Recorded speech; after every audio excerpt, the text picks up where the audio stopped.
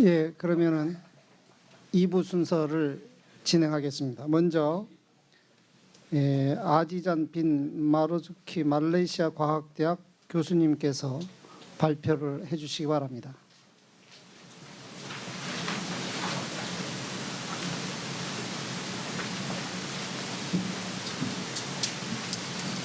This is the next page. Okay. The previous page, and this one is laser print. A very good afternoon, and thank you very much to Mr. Moderators. So, my name is Aziza Mazuki from University of Science Malaysia, Penang, Malaysia, and today I would like to give my presentation on community-based tourism, practice and sustainability of homestay program, with a case study from Penang Islands, Malaysia. Okay, this is a part of the topics that I will cover during my presentation today. I will give some perspective about tourism industry in Malaysia, and also I will give some perspective about the regional tourism in Penang Islands and also community-based tourism, and then a case study about the homestay program in Penang Island, and also finally about the reflections and the significance of homestay program towards the viable community-based tourism program. Okay, this is myself. I think everybody know my. And then, okay, what does tourism fail in the Malaysian economic context? Because today we are here to discuss about the tourism industries, and we in Malaysia, we are very, we talk about tourism, and then we are discuss about tourism, and for Malaysian government, tourism is one of the biggest industries in the countries, because after petroleum, tourism contributes a lot to the Malaysian economy. For example, it contributes about almost 50% of the the services industries in the countries. In 2018, for examples, tourism contributes about 15% to our GDPs, or about 200 billion ringgit, equal to 50 billion US dollars. And then most of the contribution coming from the, the foreign exchange earner, and also some tax from tourism, and mostly from other industries related to the tourism. So also the targets of the Malaysian government, also we want to attract about 30 million of tourists by 2020, and the receipt to be increased to 100 billions from the foreign tourists coming to our countries by 2020. But in 2018, if you look into the figures, the majorities of the contributors also coming from Asian countries, from short-haul market, which is about 48.5 billions, and then these numbers show that we receive a lot of visitors coming from Asian countries, from the Asia Pacific, and also the rest of the world. Next, this is the indicators about the tourism industries in the countries. If you look into the contribution, it is about almost 50% to our national GDP. And then the revenue from tourism is more than 200 billions, about 201.4 billion ringgit, about 50 billion US dollars. And the annual growth is steady from before, about 7.8% per year. Since 1990s, our tourism industry constantly grows more than 5 or 6% every year. We keep increase the numbers of foreign tourists, we keep increase the numbers of revenue, and also direct or indirect investment based on the tourism industries also, because the revenue is just based on the expenditures by the foreign tourists and also from tourists coming to our countries.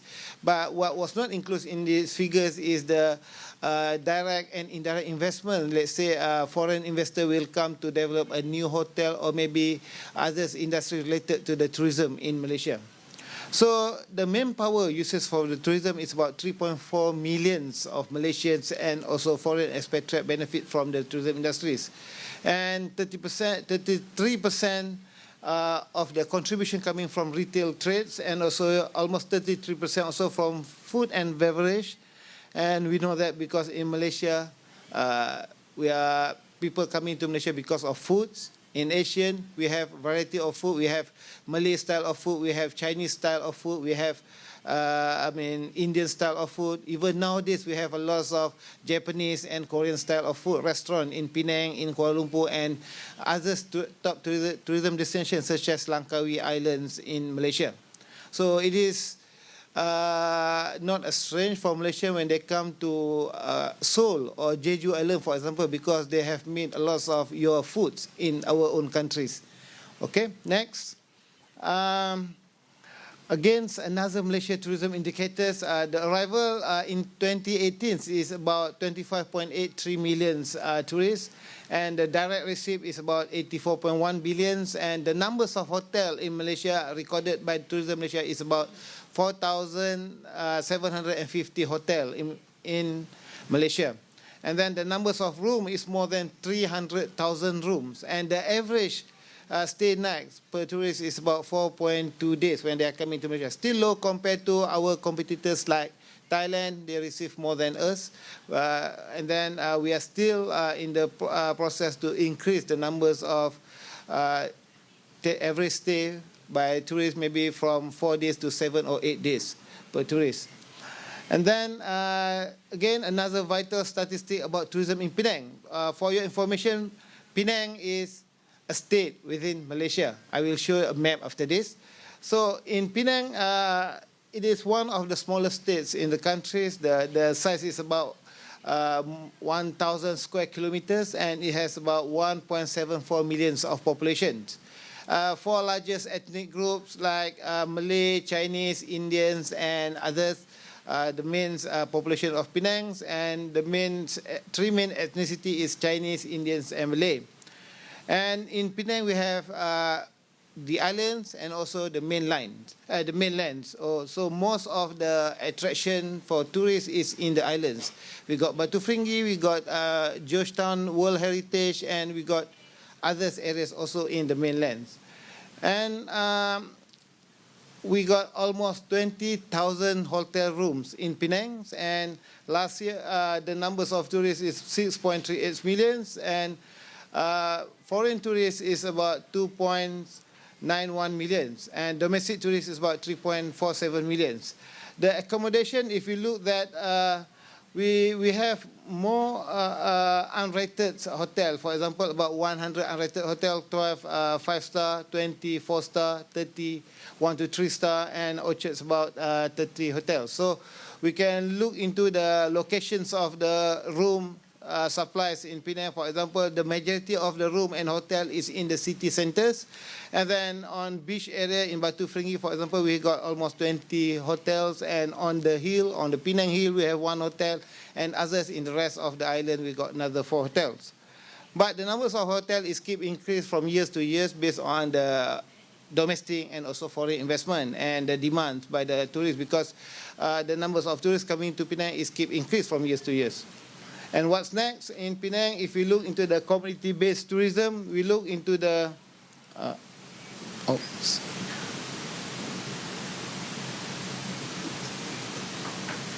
okay. For the community-based tourism, as what was explained by Professor Dharma from Bali just now, actually we have shared the same topics, but the context is different. In terms of the definition, why we choose the community-based tourism, because this is one of the prospects in the tourism industry that we can use tourism as a double sword, because we aim to gain the benefits, the profits from the tourism, but at the same time we can use tourism as a part of a strategy on how we can develop our community, we can empower our community, and also we can enrich our community. Because in community-based tourism, almost everything depends on the local community, because they will manage the tourism industry, they will organize the tourism industry, and they have the power on how to choose and how to decide the direction for the future's growth of the tourism industry in their place.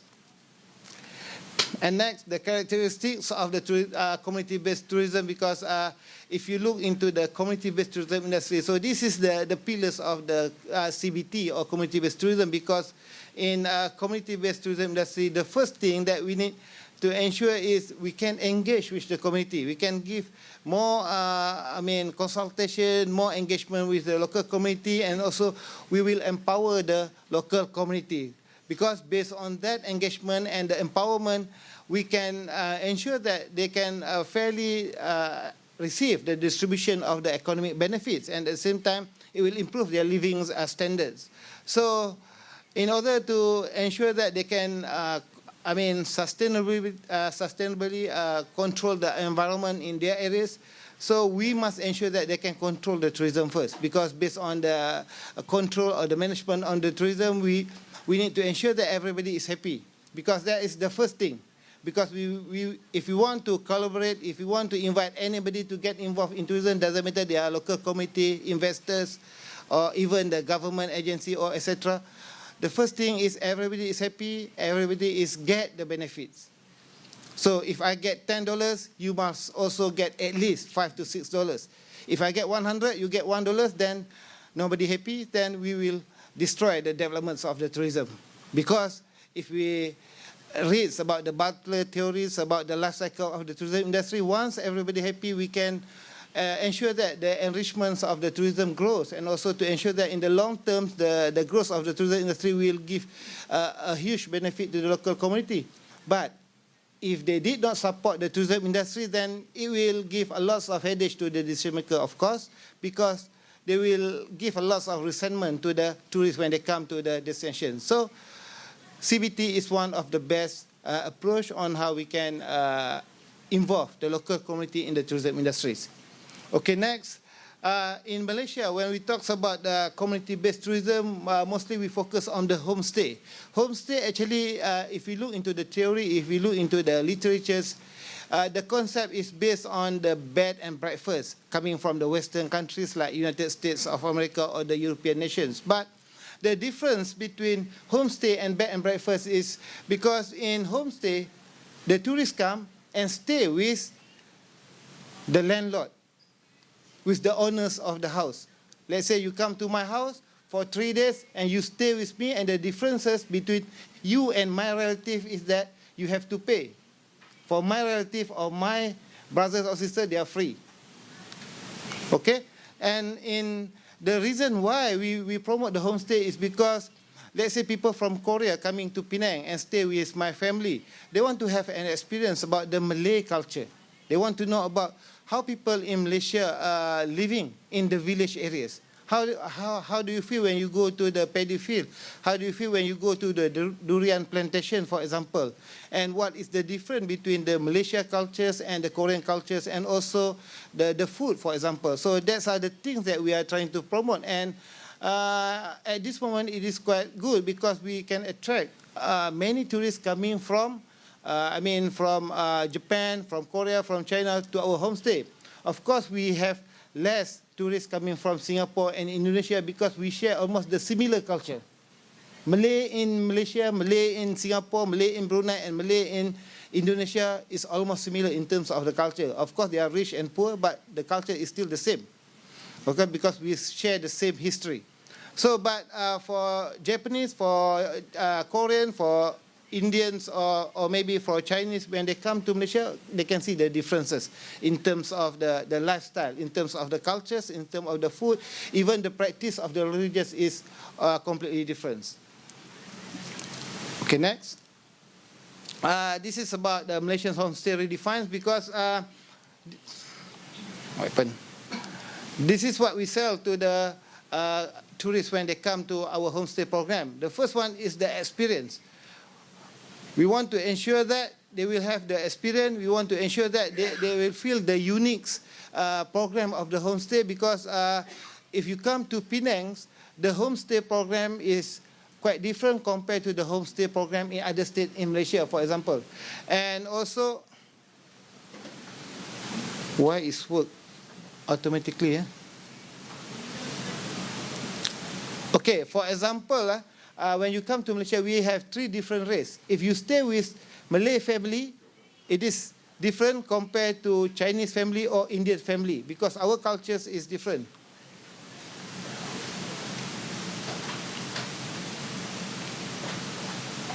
Okay, So this is the governance of the homestay. Who in charge? If you look into this table, there are three agencies involved in the homestay. The first one is the Ministry of Tourism, Art and Culture, and the second one is the Ministry of Rural and Regional Developments, and also the Ministry of Agriculture. Because to being a homestay participant, you have to register with the Ministry of Tourism in the countries. And also, when you register with the Ministry of Rural and Regional Development, of course, you will get some benefit and you will get some additional help in terms of the maybe some allocations from the government to you to get involved in the homestay program. And the Ministry of Agriculture, because most of the participants in the homestay program in Malaysia is villagers. They live in rural areas, they live in their village, and they have paddy field, they have rubber plantation, etc. And of course, they need to get engaged with the agriculture department to ensure that they will always get the good advice about how to manage their plantation to ensure that when tourists coming from elsewhere, they have something to show to the tourists. And also, it is good in terms of the agriculture productions. And also, the Ministry of Tourism, they are mostly involved in terms of providing the policy, the standards, because we must ensure that even though you will stay with the local people, the quality of the house should be up to the standard, the toilet, the facilities, and etc. And also in terms of the safety, we need to have the requirement from fire department to ensure that it meets with the standards, to ensure that if something happens, the safety of the tourists and also the homeowners is guaranteed. Okay, next. So this is the governance of the tourism sectors in the countries. Although Malaysia is quite young in terms of the country, we have the oldest Prime Minister in the world. I think you know that. And this is the Prime Minister Tun Mahathir Mohamad and our Tourism Minister. This is at the federal level. So at the state level, we have, this is the Chief Minister of Penang, and this is the Tourism Minister of Penang at the front of me, YBO. And also the most of the policy coming from the federal government in the country, because this is a top-down administration system in Malaysia. We have federal, we have state government, and we have the local authority also. But in terms of the tourism developments, the state can use the policy given by the federal government, and so the state have a freedom to use their creativity or maybe in terms of how to direct the tourism industries in the states. Okay, this is the tourism policy on community-based tourism at the federal level. Because if you look into the federal level in Malaysia, for example, it begins in 1995 when the Malaysian government start to give their attention to Malaysia Homestay Program. It's starting in 1991 until 1995 from our fifth-year plans. And also by 2000, we have come up with our Rural Tourism Master Plan. So the Master Plan will outline the procedure, policy, and the guideline for the participant and also to the decision maker in terms of how to manage the homestay and etc. And also the homestay selection has been started by the grading by the Tourism Ministry by 2004. And then in 2019, for the purpose of this presentation, I choose only 5 active homestay program in Penang. So at the state of Penang, if you look to the community-based tourism policy, it's starting from 1970s actually, earlier than the federal government, because in 1970s, under the Penang Master Plan, they have come up with, the tourism industry, about the infrastructure, redefined tourism product, and etc. And also by 1992, Penang Strategic Development Plan, they have some consideration on the heritage tourism, historical site, and culture enclave that's include with the Malay, Chinese, and Indian community. And also by 2001, the Sustainable Penang Initiative give a lot of attention, especially on the Penang heritage areas, Georgetown World Heritage Site in Penang, and nature-based tourism on the Penang Hill and other places like Batu Feringhi and also in Balik Pulau. And by 2018, under Penang Structure Plan, the latest master plan in the states, they have give a lot of consideration on the sustainable tourism product. on the heritage and conservation, and also on ecotourism and homestay has been included as a part of the policy and the strategies for future developments. So, after a very long, explanation, so this is the location of Penang Island. This is the main island. The mainland, this is the island, this is the location of Penang in Peninsular Malaysia, and then this within the Asian region. This is Singapore, then this is Indonesia, and this is Thailand in the north. Okay, next. So this is the locations of the homestay program that I choose for this presentation. We have about 9 homestay programs, 3 homestay programs in the islands of Penang, and another 3 programs is in the mainland, Seberang Perai or Province Wellesley, the name given by British previously. Okay, this is the homestay program in Penang. We have a homestay program in Teluk Bahang. We have a homestay program in Pulau Betung. And we have homestay program in Balik Pulau and Kota Au. So this is the pamphlet, and this is the, if you look into this picture, so this is the house, and this is the scenery around the village areas. What happened to this slide? And this is the activities. So this is the rural areas. You can see that the paddy field. You can see that the activities of the local community. And this is another homestay program in Sungai Chenam.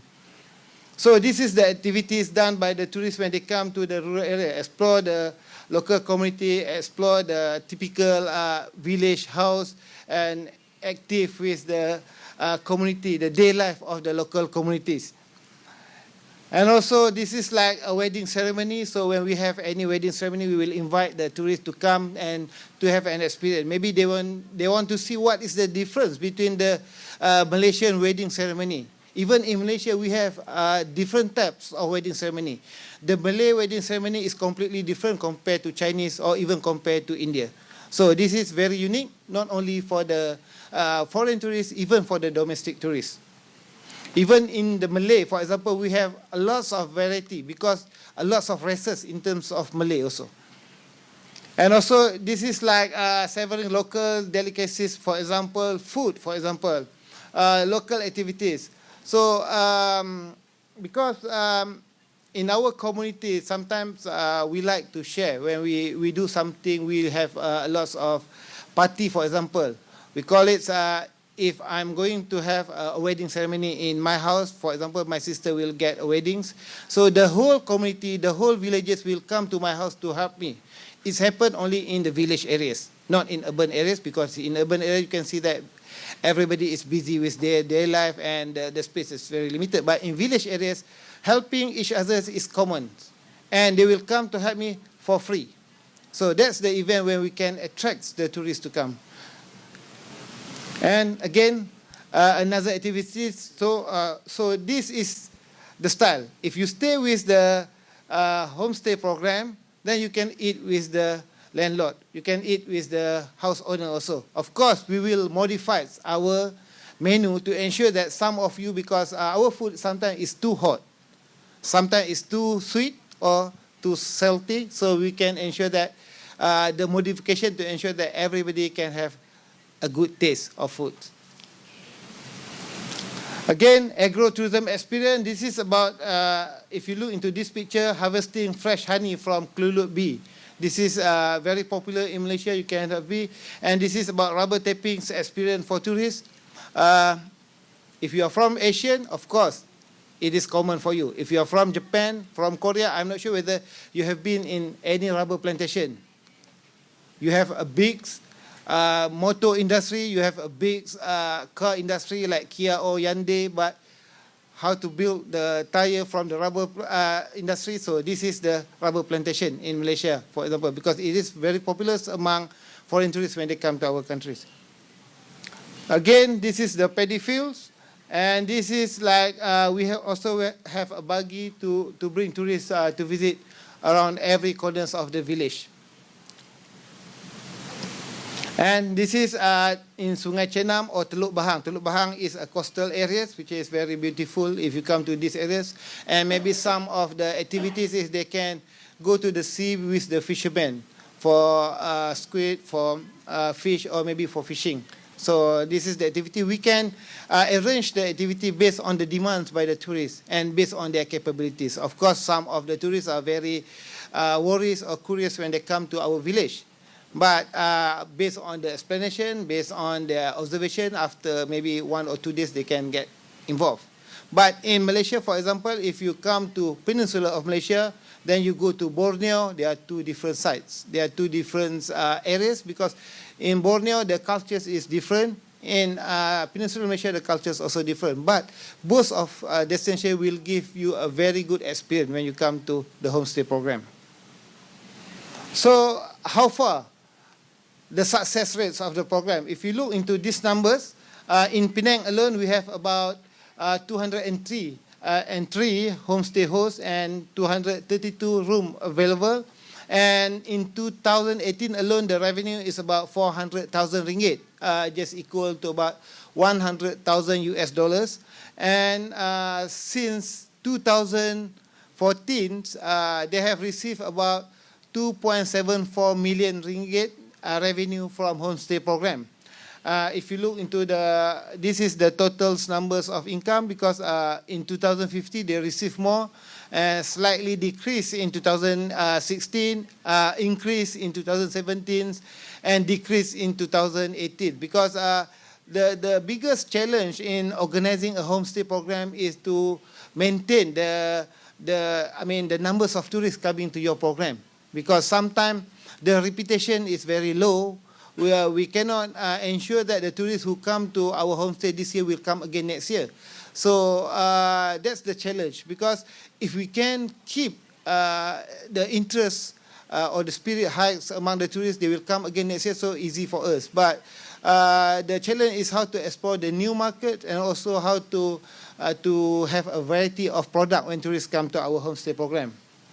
So how all this made possible? If you look into the key success, so the first one is about the connectivity of the homestay, and the second one is the support from the government, from the federal, from the state government, and also from the local government. Every level of government need to get involved in the program and give their support towards the success of the homestay program. An interactive and interesting program, a unique selling proposition, for example, feedbacks and comments from the tourists is the most important parts.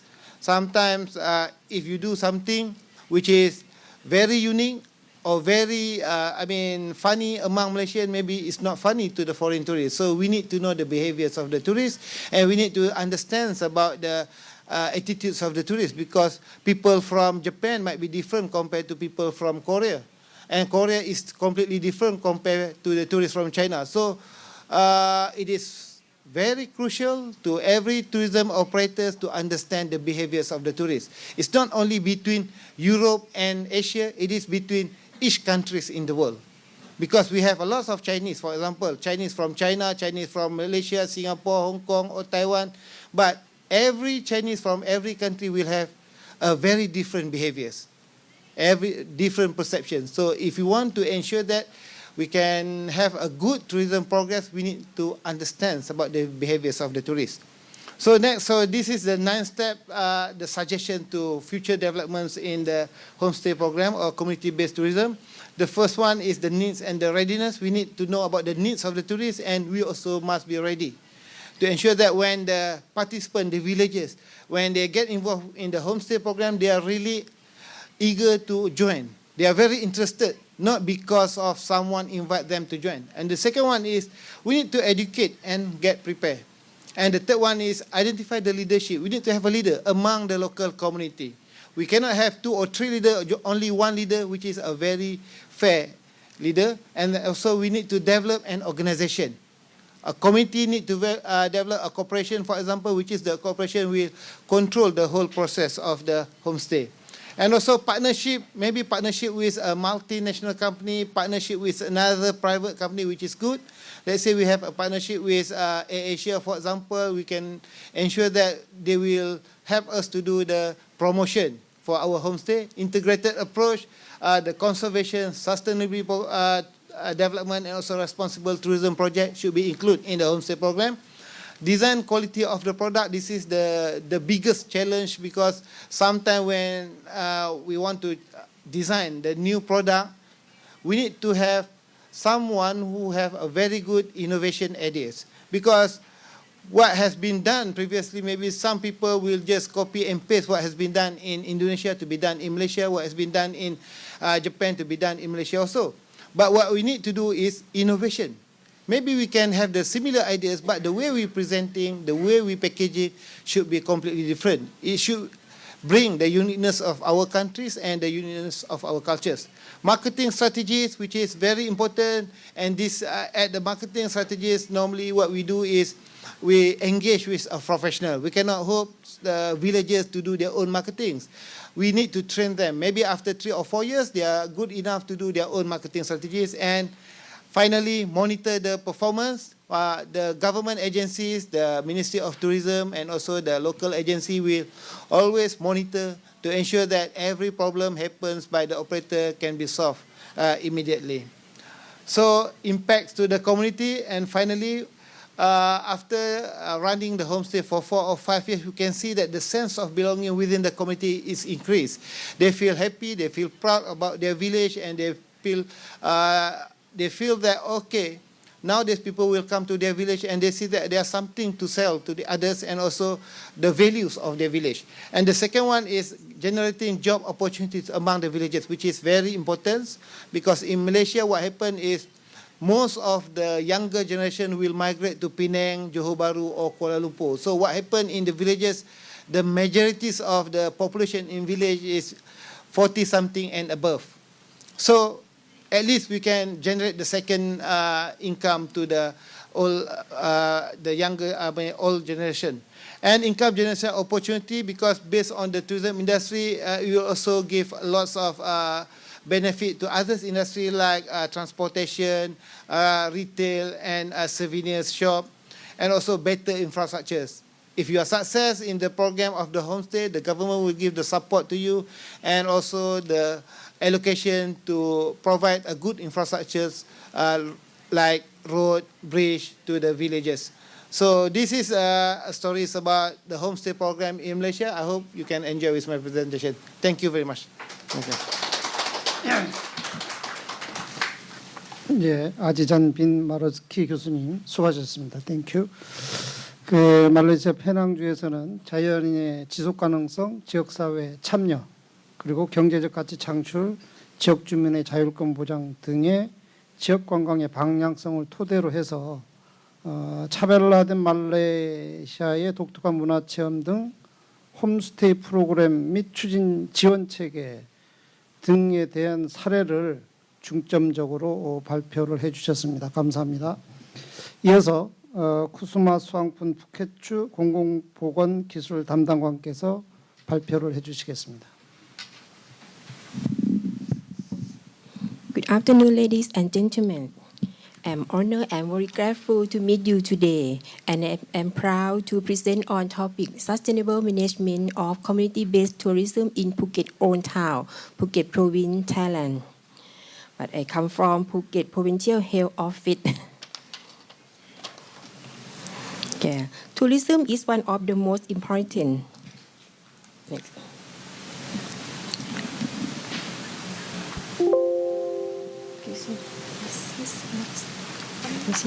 Yes. Okay. Tourism is one of the most important factors which utilized to boost economic, promote development by creating jobs and increasing people's income, and interest considered as a key factor in development for developing countries. Therefore, tourism serves as a potential means to generate higher revenue for a country. In 2018, approximately 38 million foreign tourists visit Thailand. Therefore, tourism generates about 2 trillion baht, and approximately 164 million Thai tourists travel in Thailand, generate about 1,000 billion baht. And in 2019, the Tourism Authority of Thailand has implemented the tourism strategy plan for a new perspective on traveling to Phuket under the concept South region does not have only good sea and promoted the community-based tourism such as Phuket Old Town community. The Phuket Old Town was known as Thung Kha, which is an area of historical interest in Phuket. In the past, there were many people of various nationalities and religions, such as Chinese, Indian, European, Muslim, and etc. They came to live, trade, and build a house as a commercial building style called Chino-Portuguese, which was influenced by Penang and Singapore. Nowadays, this area is a commercial community with historical prosperity and preserving the Phuket identity. To achieve sustainable community development in the Phuket Old Town, local residents gather and share together. Move on to potential of community-based tourism development in Phuket Old Town in 5 aspects are excellent level as follows: the sustainable management of the tourist group, the management of social economy and quality of life, the conservation and promotion of cultural heritage, the sustainable and systematic management of natural resource and environment, and service and safety. Next, the Sustainable Community-Based Tourism Development Plan in Phuket Old Town during the year just begin 2018 to 2020. First, tourism management by the community.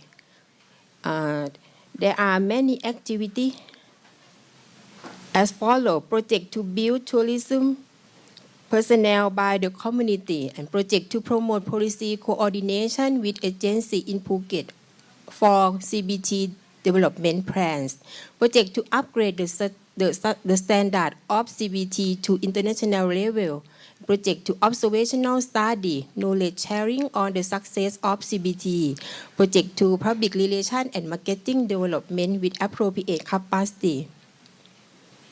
To the management of social economy and quality of life is as follows: project to promote distribution of CBT management benefit, project to develop the identity souvenir of the community. 3. The conservation and promotion of cultural heritage is as follows: project to conservation and promotion of cultural heritage, and project to create multi-social awareness on cultural road. Cultural D-book Thalang is the Old Town.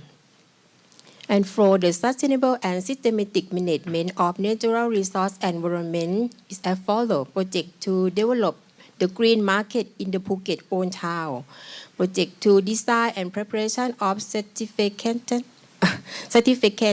assessment in an online format. And next 5, the service and safety, project to develop public utility for the convenience of tourists and support tourism expansion. So that I include by the sustainable community-based tourism in Phuket Old Town, derived from the needs of local residents, cater to plan and making decisions together. And the CBT is the tourism which is managed by the community for own benefit. And the key challenge or barrier to achieve success of sustainable tourism in Phuket Old Town are depend on governable strategic planning and leadership, infrastructure, transportation, security, telecommunication, and applied technology, and stakeholder, hotel, restaurant, travel agency, and together. Okay. Thank you everyone for listening. It was a pleasure being here today. Thank you very much. 네, 대단히 감사합니다. 너무 임팩트 있게 간략하게 해주셨습니다. 쿠스마 수상품 담당관님 거듭 감사의 말씀을 드리면서 태국 푸켓주에서는 지난 3년간 푸켓 올드타운 개발을 사례로 들면서 지역사회에 의한 경영, 사회 경제와 삶의 질 관리, 그리고 문화유산 보존 및 홍보, 친환경 프로젝트, 서비스와 안정성 등의 관점에서 지역관광 정책에 대해서 발표해 주셨습니다. 감사합니다. 자, 이제 마지막 순서가 되겠습니다.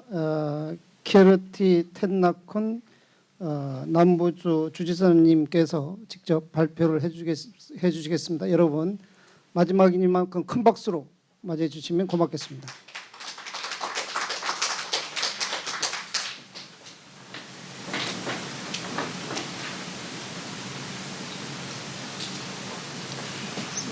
This button is next page. Okay. And this is Yeah. this is laser. Okay. Yeah. Oh. All right. Okay. This button. Yeah. Good evening, everyone. And it's a very big challenge when everyone wants to go home or everyone wants to go to your hotel and sit back and relax. So having the last session in a seminar is always challenging. I'll try to make it as short as possible. So this is Kirti Tennakoon, the governor of the southern province of Sri Lanka.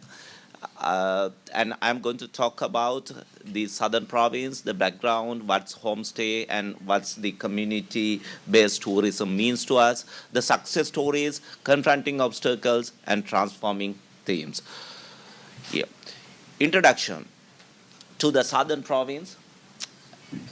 As many of you might know, that Sri Lanka is an islandic nation, and the southern province is down there, which is having a very big coastal line. Southern province is having three districts, three administrative districts: Galle, Matara, and Hambantota. And this part of Sri Lanka is very, very unique for very different reasons.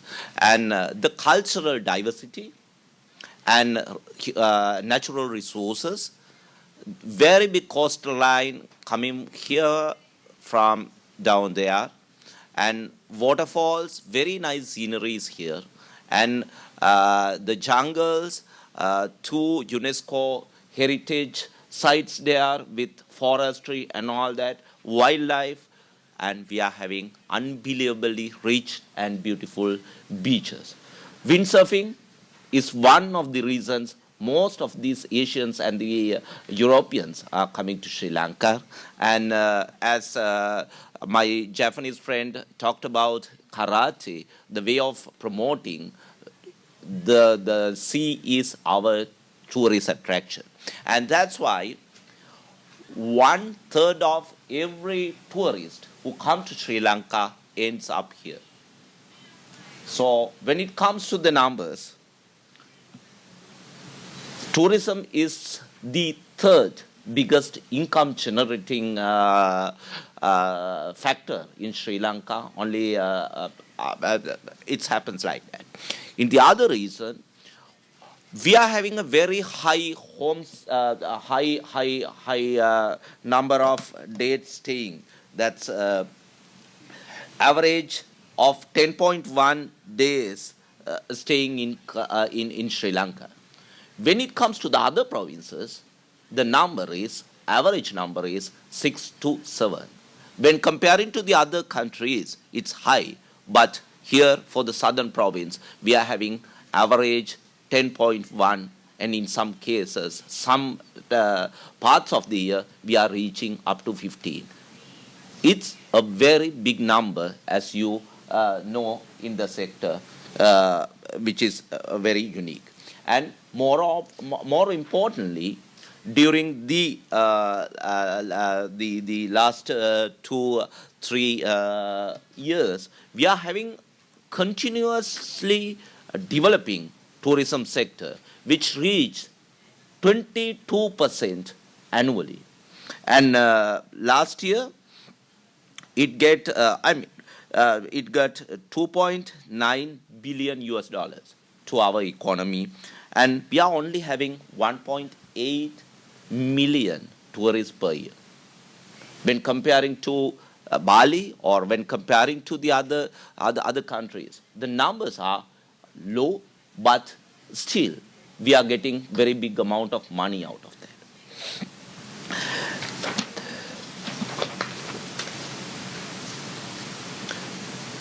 The reason behind the success of the southern province, traditionally it's going one way, is shifting from one topic to another. But here, earlier, people came there to enjoy the beaches. And moreover, the cultural heritage which inherited by the Westerns and the Sinhala Buddhist culture, which was built a huge dagabas and moreover. And we are having one of the most important World Heritage Sites, which is a living port, which was done by the Dutch and improved by the British colonials, which has very unique features. So the diversity is one other key which keeps growing of the tourism industry in the southern province of Sri Lanka. Basically, what I try to say here is that it's a multiple factors. It's not just one reason. The people who comes to visit and stay in Sri Lanka, the southern province, it has multiple reasons to visit, stay, and enjoy. So, the coming back to our main theme, community-based tourism as sustainability factor. Everyone knows that Sustainable Development Goals has given us different ways of think about the Sustainable Development Goals. Sustainable tourism has to create new jobs, promote local culture and products. And everyone here was talking about creating new jobs, promoting local culture, and naturally it comes with new products. You cannot stay in the same line if you are to promote tourism. You have to be innovative, you have to do research, you have to come up with demands. And when the tourists are coming with demands, you have to always supply them. And this is the key of the success story of the tourism in southern province. The success stories, homestay is considered as the success story during the last 3 to 4 years. The other thing is ecotourism. When it comes to the homestay, as many countries who is doing this, the many ideologies and theories behind this. People comes there, stays there, and people stays there with the house owners and the other people. It's island-wide, worldwide practice which has done. Why we are different from them is the one thing I'm going to answer. The homestay earlier was not so success in Sri Lanka.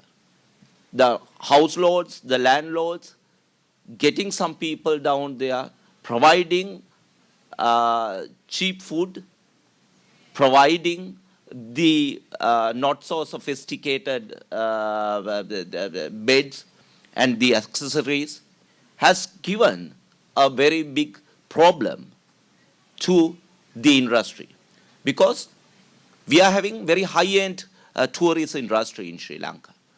So we try to overcome that in a different level.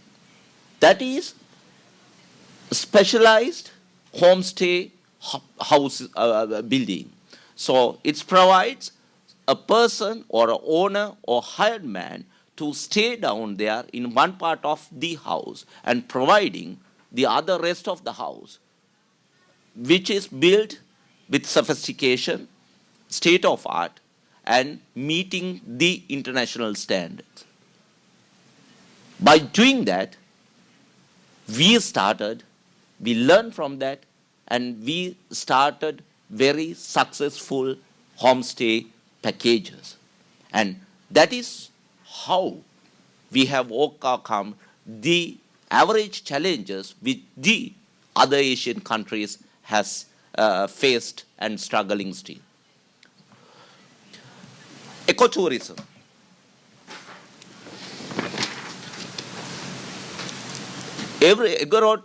Ecotourism is a totally different concept. And most of these cases, you see the similarities coming with the homestays. And moreover, how to have a blend or a mix with the high-end clients, providing, looking for various different of facilities and still enjoying the nature down there. So some of them are staying in 5-star hotels in the very beautiful beaches of the southern province, but they want to have an up-hand experience with the day-to-day life of the southern province and do windsurfing, walking, natural hiking, and fishing, and so much of associated things. So it is not purely the concept of the ecotourism in this case. And the blender has made us a success story. The confronting obstacles. In Hainan, last March, we had a session talking about inland tourism. And that session, in my presentation, in my intervention, I said, the tourism, the biggest threat to tourism might be the terrorism or the deliberate disturbance coming from inside the country or the international elements. This came as an issue. This was raised by different people. And my experience in 2005 Bali incidents could happen a very big disturbance to the islandic nations, which has repeated in Sri Lanka just 1 month after that particular presentation. The country which was taking something like 42% climb success or average development on the industry has now hit the rock bottom with one particular incident which blasted, killed 260 plus innocent people, 9 blasts within the period of 3 hours. We are struggling. All the effects, all the research, all the resources which we have pumped for the industry has not managed us to overcome this particular one single incident of terror. And we are struggling. The coordination failures. We are having the central government, the provincial government, and the local administrations at the local councils. Basically, the tourism policy, the policy level decisions are made by the central government. And the implementation always comes to the provincial government, where I am the governor. So the ability to adapt according to the situations always comes with the provincial administration. But the decision making always happens with the central government, because that is the set up administrative structure in Sri Lanka. Moreover, the safety and the facilitation has to come from the local councils most of the time. When it comes to the designs of a new hotel or a small boutique hotel, has to come from the local councils. So the blend, the coordination, if it is not taking place, That's the biggest obstacle is coming on this area. The planning, asset management, destination management, and all that is still happening with the central government in our country. And I know most of these Asian countries, we are having the same issue. There's institutional failures. The institutionals are built to address the different areas of tourism. For example, Tourist Promotion Bureau is established there with the central government and the provincial governments. Their capability to adapt within no time is always a challenge.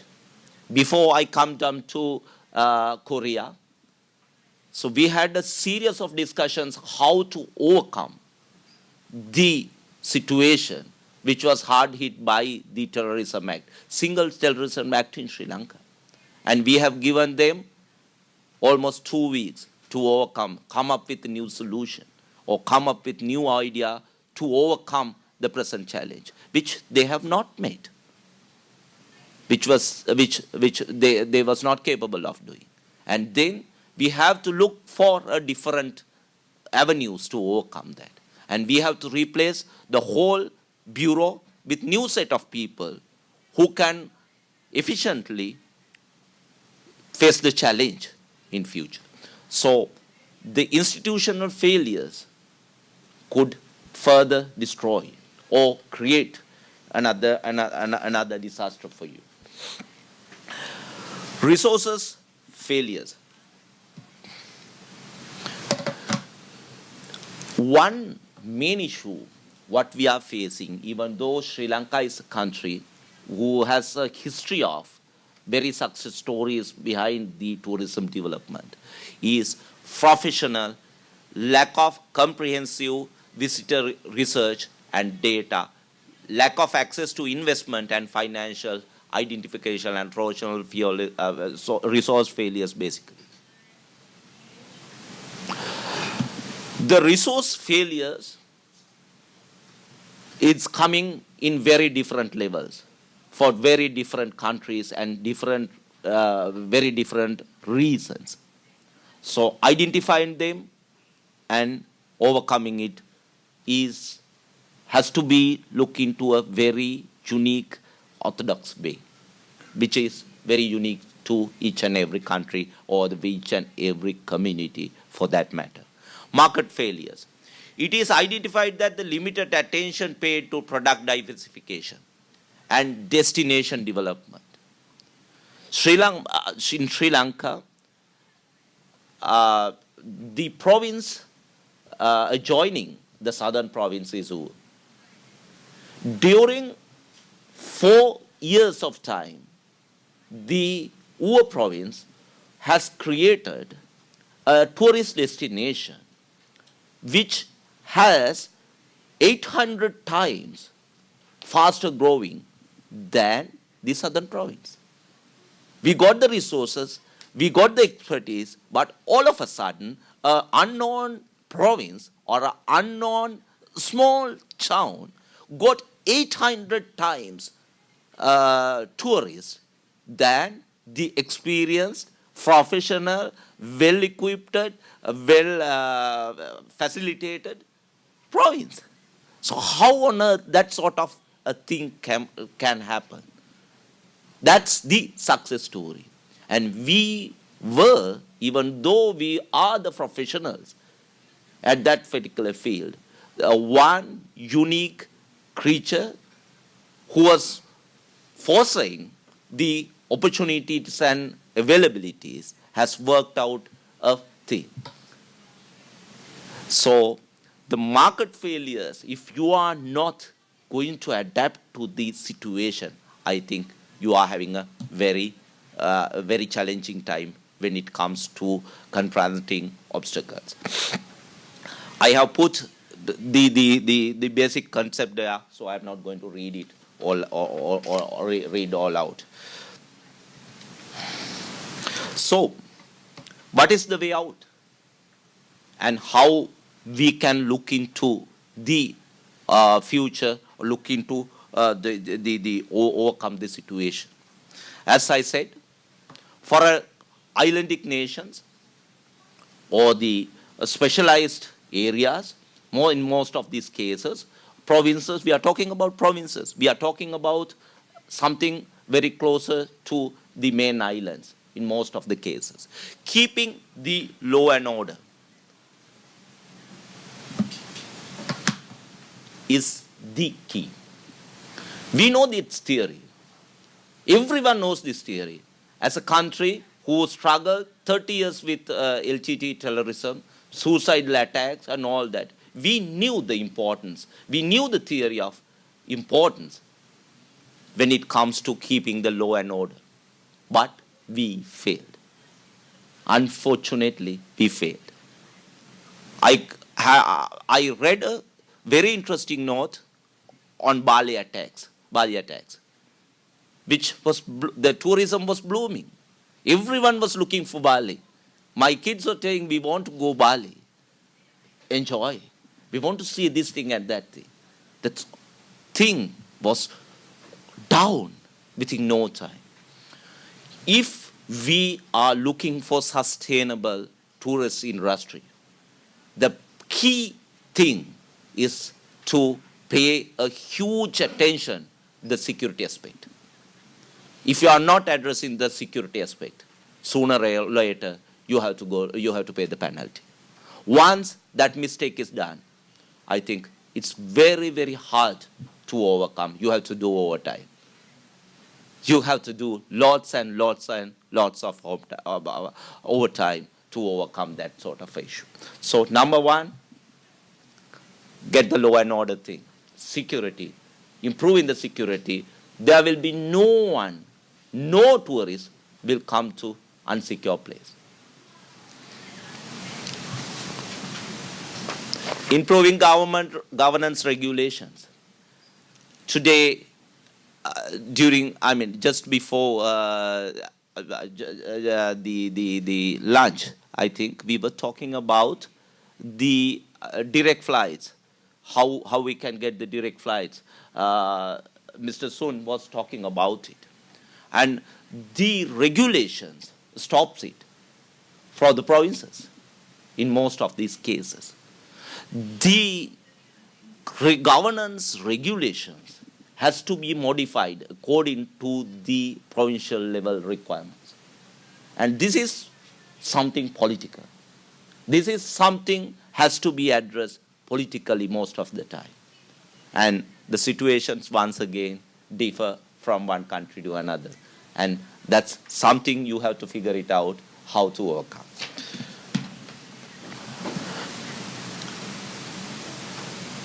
Understanding visitors. During the last 3 presentations, one thing continuously our very speakers highlighted is how and why we should do research on the tourist. And I think various elements is paying a key on this. After the terrorist attack in Sri Lanka, why our tourism industry is still surviving is homestay. The groups, the Europeans, the Chinese, who is coming as groups, who used to stay in luxurious 5-star hotels, is no longer going there. But the people who visited and stayed down there with the locals still believes that these people can take care of the foreigners or the tourists. So even some countries, Chinese and European governments put travel restrictions on Sri Lanka. Still, the tourists come. Just because we are having a human relationship with the others. They believe the human relationship, what they are having with the southern province people, than what the British government or the Chinese government or the German government tells their citizens. So, understanding the visitor, what they are looking for, is going to play a reward, going to pay a reward sooner or later. So getting it out is something you have to master. I think this is some area we have to continuously think about in near future if we are very serious of profit making tourism industry, if someone is looking for. Marketing and communicating effectively. Marketing and communicating effectively. The tourism, not like good old days, it comes with social media. It comes with word of mouth. And whatever the amount of money you put on advertising in mainstream is not played out in Sri Lanka. And you can work it out of your own. The investment and whether or not you are getting the return for that particular investment. But social media, the word of mouth, and the other effective communication tools is always the key when it comes to the success of the southern province. Once again, it was not only in the southern province. Once again, it's about the success of that particular province as a tourist resort destination. Why I am saying that? 5 years ago, an individual who get into a train where most of these foreigners are getting out of the train, and he was telling to the foreigners and the locals, you don't get out of this particular place, you just have another 20 minutes drive by the same train. You will see more beautiful things. And that particular individual did it for 2 years. And third year, he is a pioneer introducing a new tourist destination to the visitors. So what I am saying here is that even though our traditional and modern marketing strategies might not be the best, might not be the best which is giving you the best results, we have to be innovative on this.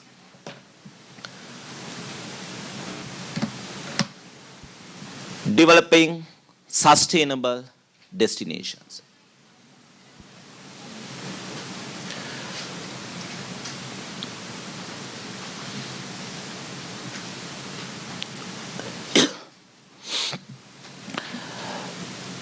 Sustainability comes in very different forms. Sustainability comes in very different levels. Sustainability comes in very own definitions for different communities and different cultures. Even though we are talking about sustainable development goals blindly in some cases, it is up to the communities to decide. It is up to the provincial and the local councils to decide what is the best for the province or that particular area or the smaller town or the village, most of the cases. One package solution about sustainability is no longer exists. So this particular area, I think, when we were doing very serious researches on new tourist destinations, the people who managed this, the people who understood the sustainability according to their culture is the ones who has having the high success rates. Lifting industry standards, yes, everyone's want a package about handling water, energy, waste, garbage management, service and quality control. And the presentations of wildlife and the other environment, cultural and historical values. We know the Jeju Island is trying to be carbon free by 2030. It's very important to take care of the environment. We have seen that some of the tourist destinations which has not taken care of their environment has no longer having their unique visitors down there. Maybe they can get the attraction, but not the unique tourists who used to go there. The professionals, for example, the professionals who was ready to invest, or the professionals who was ready to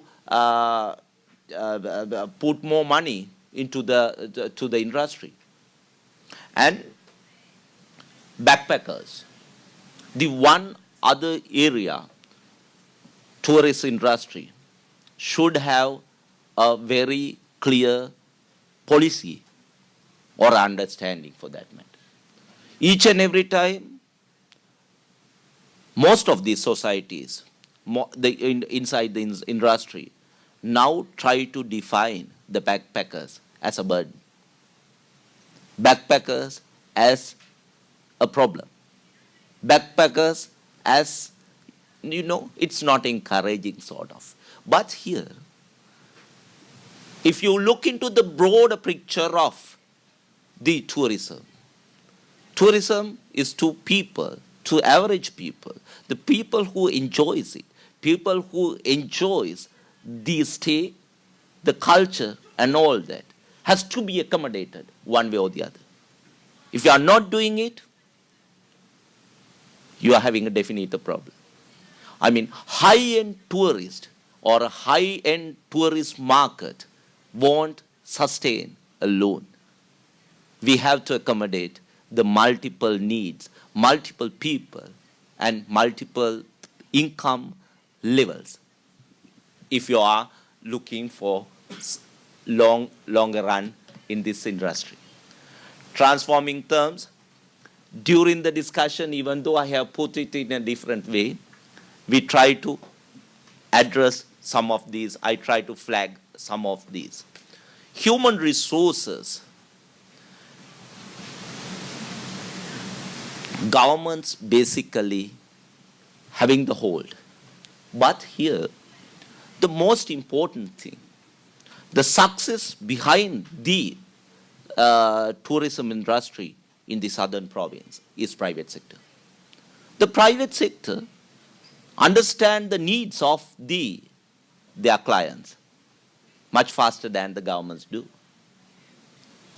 And they come up with more creative ways, more innovative ways than the government.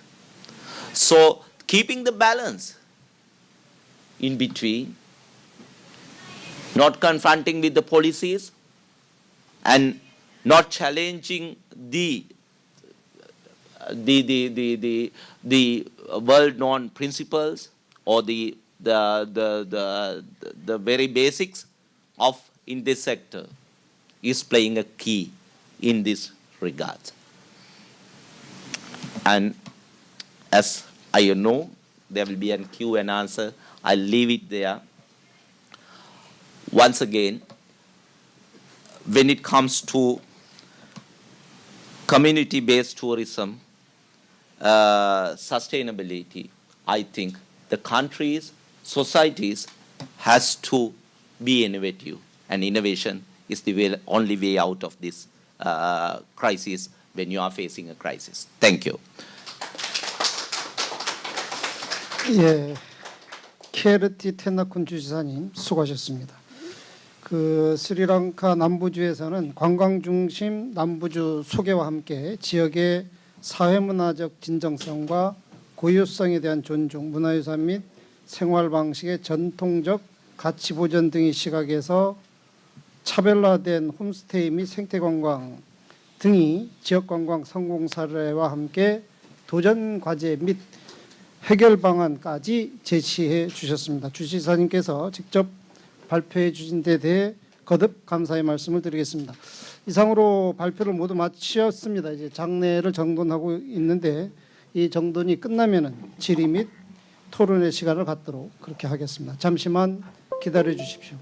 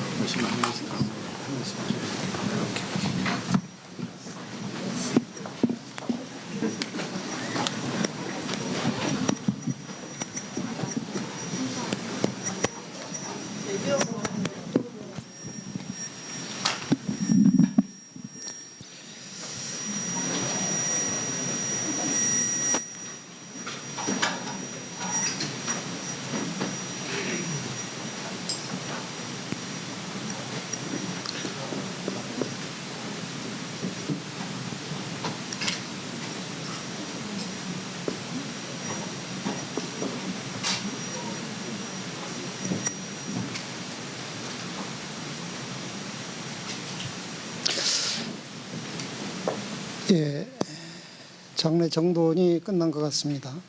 발표자 6분께서는 무대 앞으로 나와서 자리에 앉아주시기 바랍니다.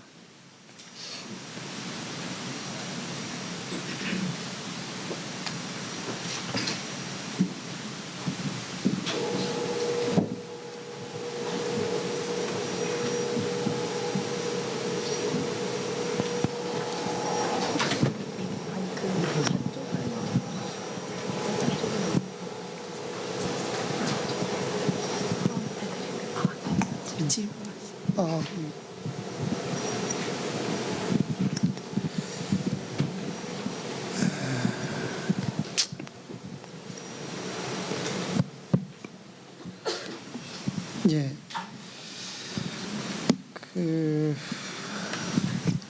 지금 시간이 6시 10분을 가리키고 있는데 6시 40분부터 이제 우리 제주특별자치도지사님 주재 만찬이 예정되어 있습니다. 그래서 시간이 별로 남아있지 않기는 합니다만은 오늘 발표한 내용에 대해서 플로 또는 회원 지역 발표자께서는 궁금한 사항이 있으면 질의를 해주시고, 그리고 필요하시다고 하면은 발표자끼리 토론도 해주시면은 좋을 것 같습니다.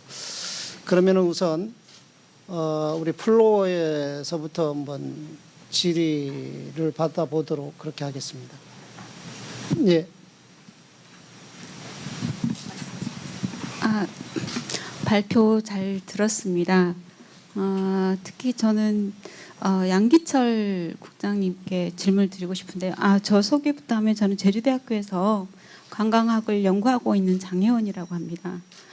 그래서 지금 제주관광의 새로운 패러다임을 중심으로 해서 패러다임을 질적관광으로 설정을 하시고 대전제를 하시고, 질적관광의 하나의 어떤 사례로서 지역관광, 그중에서도 농촌관광을 제안을 하신 것 같습니다. 그래서 질적관광이라는 개념이 국내에서 많이 이게 인용이 되고 있지만 해외에서는 별로 인용이 되고 있지 않을 만큼 그만큼 정의하기가 상당히 어려운 측면이 있다고 생각을 합니다.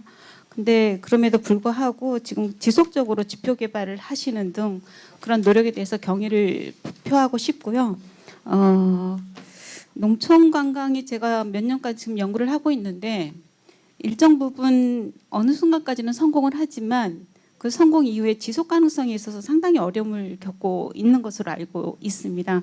그 이유가 어떤 농촌 관광이라는 게 주체가 지역 주민이고 또 지역 주민의 또 역량의 한계가 있고 또 어떤 지지를 같이 끌어내기가 상당히 어려운 측면이 있습니다. 그리고 참여하는 주민하고 비참여자 주민 간의 어떤 갈등 문제도 있고요.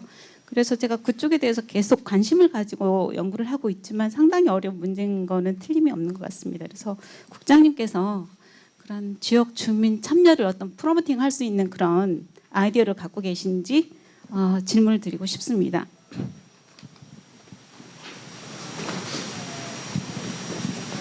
예, 좋은 지적입니다. 사실 먼저 질적관광 부분에 대한 말씀을 좀 드리면 이제 표현상으로 양적 관광에 대비되는 개념으로 저희가 질적 관광을 표현했지만 실제 내용을 보면 오늘 발표하신 분들의 발제 내용에 들어있는 것처럼 관광객의 만족도에 초점을 맞췄던 게 과거에 이제 우리 관광 정책의 방향이었다면 실제 아까 말씀하신 것처럼 관광의 지속 가능성을 담보하기 위해서는 지역 주민이 참여하고 지역 주민이 수혜를 누릴 수 있는 게 동시에 확보되지 않는다면 결국 관광객만을 위한 관광은 있을 수가 없는 거다. 이제 그런 부분 때문에 이제 질적 관광이라는 표현을 쓰면 저희가 지역 관광을 구체적으로 그 추진 전략으로 삼고 있다는 말씀드리겠고요. 지금 앞서 제가 발표한 자료도 들어있지만 우리가 개념적으로는 이제 지역 관광이 우리가 가야 될 방향이라는 것은 다 공감하지만 실제 이게 시행 단계에서 내용을 들여다봤을 때는 지금 저희가 마을 기업도 분석해보고 노점 체험 휴양 마을 뭐 여러 가지를 분석해보는데 행정에서가 초기 단계에서 뭐 시설을 투자해주고 그다음에 예산 지원을 하는 데까지는 이게 나름대로는 성과가 있는 것처럼 비춰지지만 손을 떼는 순간 사실상 갖춰놓은 시설 자체가 지금 애물단지로 지금 남아있는 게 이미 언론 통해서도 많이 보도가 되고 있고 지역 주민들도 본연의 자기 생업이 있는 상황에서 그거를 별도로 전문성을 가지고 운영하는 게 쉽지 않는 게 지금 확인되고 있습니다. 그래서 저희는 지금 앞으로 방향을 이제 지역 주민한테만 그거를 운영토록 맡기는 거는 이건 너무 어떤 면에서는 행정이라든지 이 공공기관의 역할을 다하지 않는 걸로 저희는 봐야 되지 않겠느냐. 그래서 시설 투자나 예산 지원 못지않게 관련된 전문 인력을 교육시키고 전문 인력을 지원해 주는 부분이 병행돼야 된다는 게 저희 판단입니다. 그래서 저희가 예산 지원에 병행해서 지금 젊은 인력, 그러니까 엑스퍼트뿐만 아니라 이제 새로운 젊은 세대 인력 부분을 관광 쪽에 어떻게 하면 유입시키고 더 그쪽으로 관련 전문성 키울 수 있냐 부분이 핵심이라고 봐서 지금 저희는 결국 그렇게 하려면 이게 희망을 줘야 되는데 뭔가 비전을 줘야 되고 지금 제주 같은 경우에 다 아시는 것처럼 관광 관련 젊은 대학생들이 이 실제 호텔이라든지 관광 산업 쪽에 오지 않고 있는 여러 가지 또 어려운 부분이 있습니다. 그래서 이런 부분들이 실제 민간하고 행정이 같이 머리를 맞대야 될 부분에 생각하고 문제는 그게 비즈니스적으로도 성공한 사례를 보여주는 게 가장 중요한 자극이 된다 보기 때문에 저희가 앞서 말씀드린 내용처럼 몇몇 사례라도 성공 사례로 모델로서 이제 저희가 보여줄 수 있도록 지금 노력하고 있다는 그런 말씀을 드리겠습니다. 예, 감사합니다. 답변이 됐는지 모르겠습니다. 예, 다시 질의하실 분 계시면은 손을 들어주시면은 질의를 받겠습니다. 예.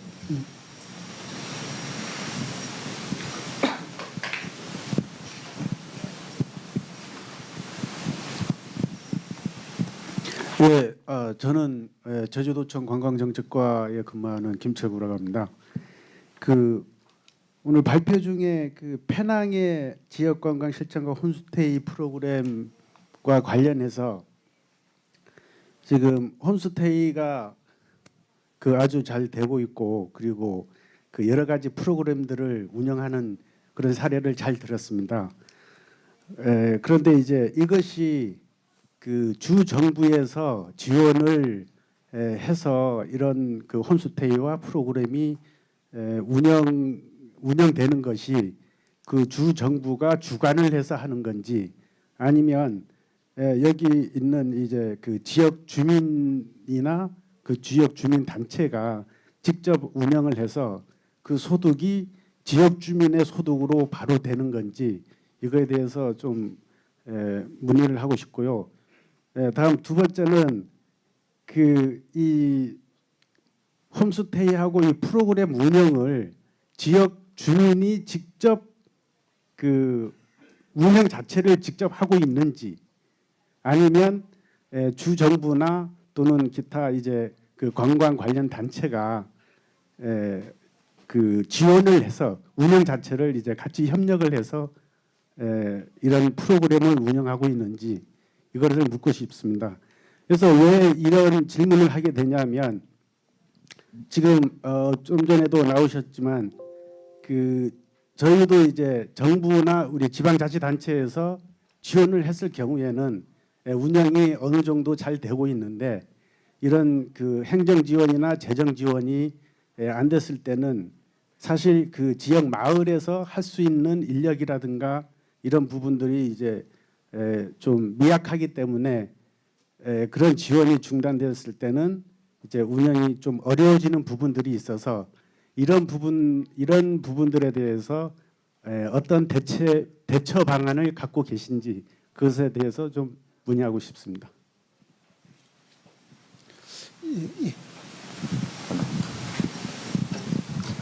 Okay, thank you for the questions. So the case of homestay development in Penang or in Malaysia in general, actually what happened is when someone interested or have the local community will get involved in the homestay program, they need to register with the tourism ministry. Tourism ministry, we have tourism ministry under the federal governments, and also we have the tourism office at the state governments. So what they have done is the tourism ministry from the state and also from the federal, they will come and do the inspections. They will check the house, they will check the village, they will check the facilities and infrastructure to ensure that everything is up to the standards. To ensure that if you want to offer your house as a homestay program, they will check the bedroom, they will check your kitchen, they will check your toilet, they will check your living room and etc. to ensure that if people come to your house is ready. The cleanliness, the services and everything. If your house is not good enough, the safety is under question and the cleanliness is worse, then you will not be accepted. And also, the state and the federal government will give some advice. For the first 2 or 3 years, the state and the federal government will monitor the program and they will advise. They will give some guideline and in some cases, the Tourism Malaysia through the state government office and also to the federal government office, they will help doing the promotion and marketing. Because most of the villages, let's say the village people, they are not very well educated. Most of them just have a primary education with not many of them went to university. So we need to train them in terms of how to use internet, how to use computer, and then after 3 or 4 years after they are good enough, then they run everything by themselves. And also currently what have been done is when the villages are involved in homestay program, they will develop their own corporation. Let's say village of Jeju, for example, then the village of Jeju will have their own corporation. One of the villages will become as the leader. Normally, they will choose someone, a younger generation, which is a good education background or a good industrial background, commercial, for example. Then they will appoint a younger generation to become as a clerk or a secretary of the corporation, and he or she will run the marketing, promotion, and etc. But at the same time, the state and the federal tourism office will still come and monitor The first thing is to ensure that they will still follow the rules and the guideline, especially regarding to the cleanliness, the image, branding, safety, and etc. And the second one is because following the rule will ensure that they can get benefit from the federal government. Previously, the tourism ministry will give some budget allocation for poor people, for example, if they involved with the homestay program, because they are very poor. And the aims of the homestay program is to help poor people to get additional income. So the federal government will give some allocation, let's say, to improvise their house. They do some minor renovation, improvise their toilet, kitchen, and etc. And then after several years, for example, 4 or 5 years, then they have successfully managed their homestay program. The involvement from the federal and state government will be decreased year by year, but they still monitor the program. Every year they will still come and monitor the program to ensure that everything is in order, because sometimes there are some issues also. We want to ensure that there is no problem within the corporation, because as we said that, because there are too many participants in the corporation and too many people want to become as a leader. So the government agency, the state and federal, will become as a mediator. They will ensure that there is no problem amongst the participants, to ensure that everybody will obey by the policy and the guideline by the government. That's all. Thank you. 예, 감사합니다. 그 예정된 시간이 있어서 우리 플로어에서 더 질의를 받고 싶습니다만은 여기서 이제 플로어에 대한 질의는 마치고 그 이제 서로 상호 토론도 시간이 좀 부족해서 그 아까 발표 역순으로 해서 아까 못다한 얘기를 한 1분 정도로 해서 하고 마무리하는 그런 식으로 해서 진행을 해야 될 것 같습니다. 시간 관계상. 그래서 우리 그 케르티 텐나쿤 주지사님께서 1분 정도로 해서 아까 못다한 말씀과 함께 마무리 말씀을 해주시면 고맙겠습니다.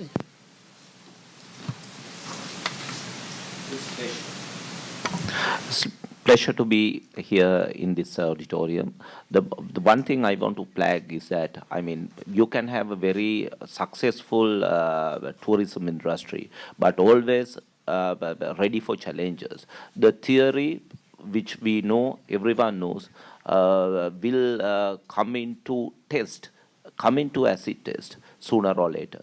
So keeping the very basics intact is the key to your success. Thank you. 예, 감사합니다. 그 쿠스마 수왕푼 우리 공공보건 기술 담당관님.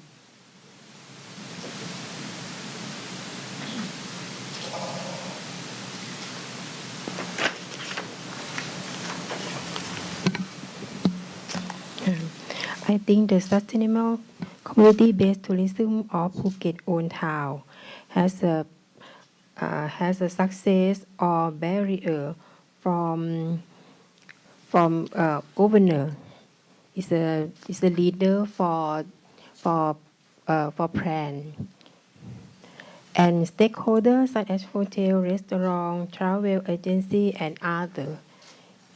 If everybody cooperation is good. Thank you. 예, 감사합니다. 이어서 우리 아까 말씀은 했습니다만은 아지잔 빈 마르즈키 교수님. 예.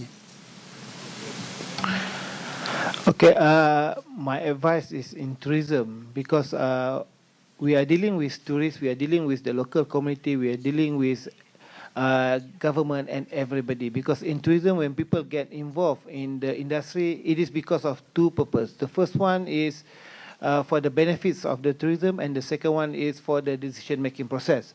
For the decision-making process is how we can ensure that every decision made by the government or the decision makers will meet with the expectation of everybody. Because the engagement, community engagement between the community and the government, community industry is very vital. And in terms of the benefits of the tourism is how to ensure that we can share the equally among everybody. Let's say we have one cake, and how to ensure that everybody will get a similar share, because sometimes we cannot give the big proportion to the multinational companies or the biggest company, and the local community or the villages just receive a very small portion. So to ensure that we can have a very good tourism growth, everybody must equally satisfied with the progress and development. Thank you. 예, 감사합니다. 이어서 우리 저 대소 야마야과 과장님, 예, 한 말씀 해주시죠. 私はですね、空手の力で世界を平和にしたいと思っています。絶対にできます。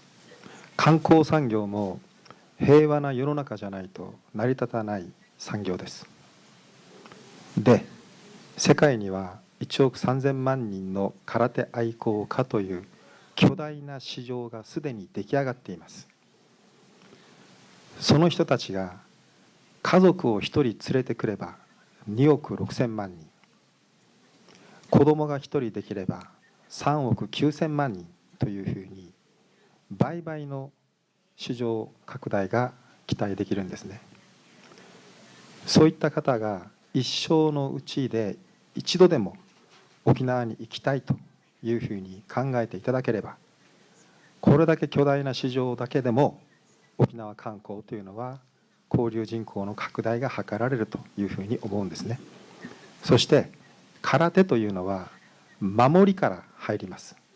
決して攻撃は先に行いません。平和の武道と言われるゆえんなんですね。ですので戦い方だけではなくて平和の心というものも一緒に学んでですね、ご自分の国に戻って世界を平和にする活動を行っていただきたいなというふうに考えています。以上です。예, 감사합니다. 그 료만 이어서 료만 다르다 푸트라 교수님. 예. Yeah, thank you very much. Today we've been talking about the community-based tourism, which is very good and very important, and it is also as timely to talk about that. For me, wherever we talk about tourism, we have to give important emphasis to the role of community and the access that community could get in the tourism economy. As a number of speakers today has emphasized that the importance of the share that the community can get, the importance of the happiness, importance of the prosperity, all could come from tourism as far as the community given a chance. My example from Bali proven that how the sense of pride become emerged from the community when they were allowed, they were given a chance to manage the tourism industry, tourism potential in their area. So once again, the importance of community has become a key issue wherever we have to talk about tourism. Thank you very much.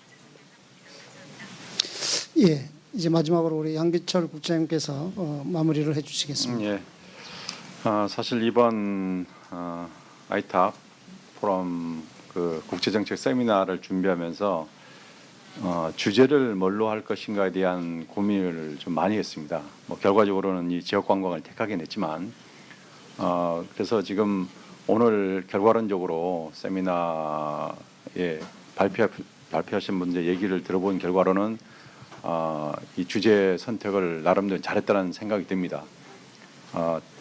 각 지역마다 이 지역관광에 대한 관심은 많지만 종전까지 중앙정부 중심 내지는 대기업 중심의 관광 패턴에서 지방정부가 주도하고 지역주민이 주도하는 이 새로운 관광의 패러다임 부분에 대해서 방향성에 대해서는 공감대가 형성되어 있지만 구체적으로 추진 전략이라든지 실행 프로그램에 대해서는 사실 아직도 우리가 고민해야 될 부분들이 많고 연구가 돼야 될 사항들이 많기 때문에 오늘 발표해 주신 내용들 상공사료라든지 아니면 또 이제 장애 요인들 같은 부분들이 조금 더 깊이 있게 논의되고 공유가 된다면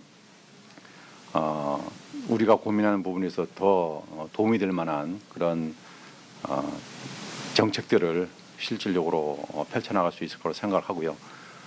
참고로 말씀드리면 제주 포럼과 연계한 이 아이탑 국제정책 세미나 부분을 내년부터 정례함으로써 이러한 지역관광을 포함한 우리 각 아이탑 포럼의 회원 지방정부가 고민하고 있는 주제들에 대해서 더 많이 우리가 논의하고 머리를 맞댈 수 있는 좋은 기회가 될 거라고 생각합니다. 예, 감사합니다. 오늘 세미나를 통해서 지역관광이 중요한 이슈가 된 것 같습니다. 앞으로 지역관광이 더욱 활성화되기를 기대를 하면서 이상으로 오늘 세미나를 모두 마치도록 하겠습니다. 참석해 주신 모든 분들께 감사드립니다. 모두 수고하셨습니다. 감사합니다.